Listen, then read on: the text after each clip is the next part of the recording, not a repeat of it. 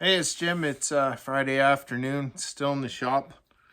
I took in a couple of consumer type saws from the landscaping outfit, and I've been putting off doing the services on them, but I'm going to break a video up into a few parts for anybody that's got some interest or has one of these.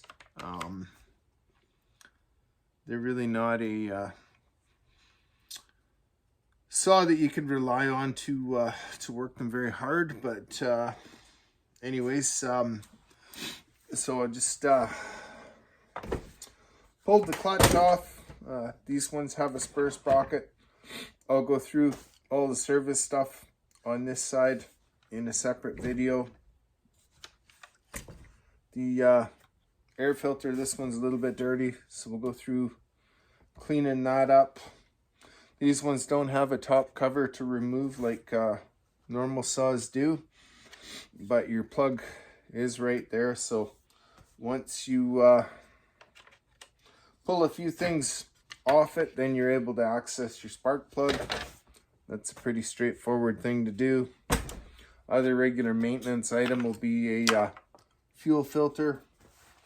This saw is empty of gas, so that's an easy thing to do.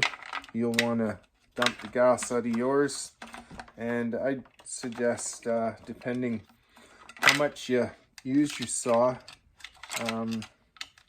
probably a filter once a year is about right.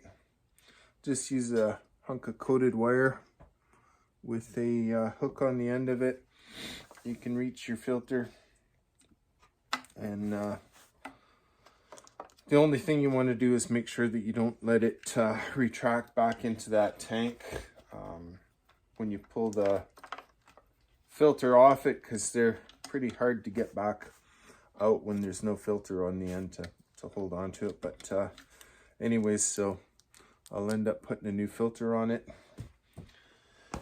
and that's pretty much that service done, isn't it?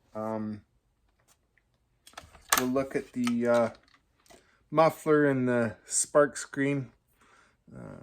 Different types of oils can cause that spark screen to plug up, or if you leave the saw sitting on the ground idling, that'll plug up and give you some issues with runnability. So we'll look at that. I'm going to just turn the camera a little bit here. I pulled the bar and chains off. Let's see here. I think you can see the bar there right now. So you want to go around it. There's some pretty jagged kind of mushroom edges on this. It's basically the friction of the chain going around the bar.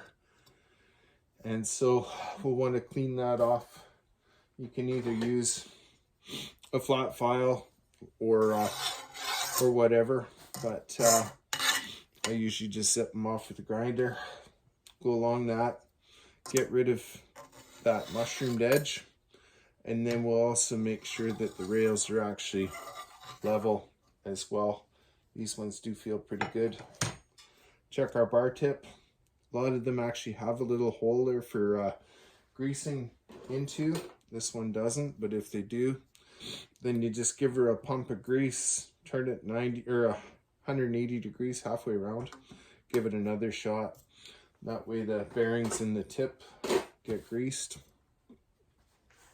We'll go through these as well with the bar tool.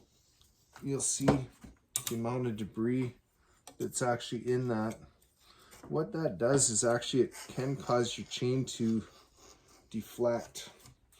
And so you'll wonder why you're in a cut and your saw starts to take off. And sometimes it's because the drivers are actually sitting on that debris and they're riding a bit high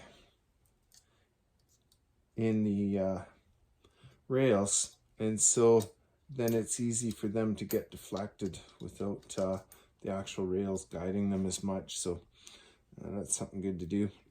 This one did have a really worn spur sprocket on it.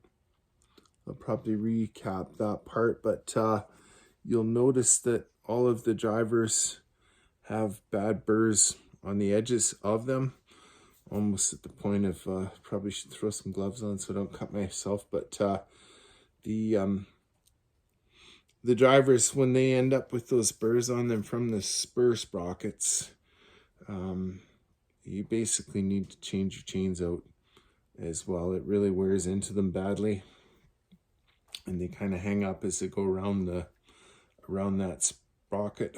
So I'm going to try and switch this one over to a rim drive. We'll go through that as well. But anyways, hope that helps you out. Another thing you can look at is making sure that your oil port is actually clean and opened up on the chain or on the bar. That's the spot the oil comes from your oil pump and needs to get into the bar groove to lubricate your chain. So some of these are plugged up, then you're not going to get any oil. You're going to wonder why it's making a big puddle. So okay, have a good weekend.